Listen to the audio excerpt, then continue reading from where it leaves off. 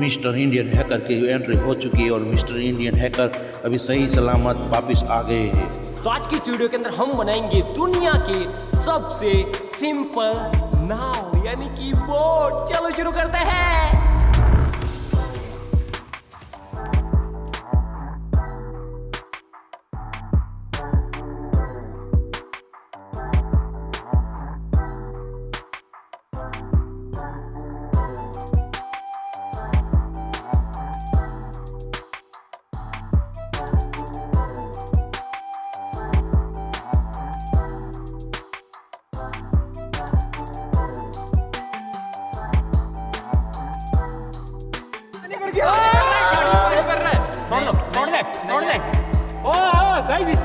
हट जाओ।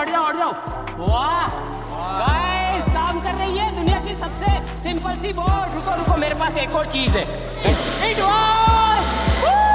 ये देखो रुक गई। इससे मेरे को पावर मिल रही है, देखो।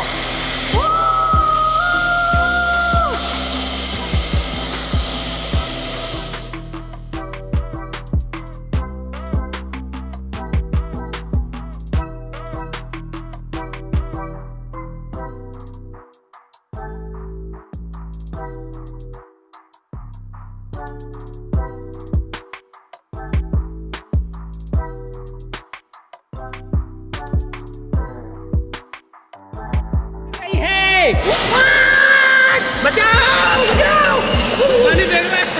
तो गाइस यार आज के लिए बस इतना ही। हम मिलते हैं इसकी नेक्स्ट वीडियो के अंदर किसी नए टॉपिक के साथ में। तब तक के लिए जय हिंद।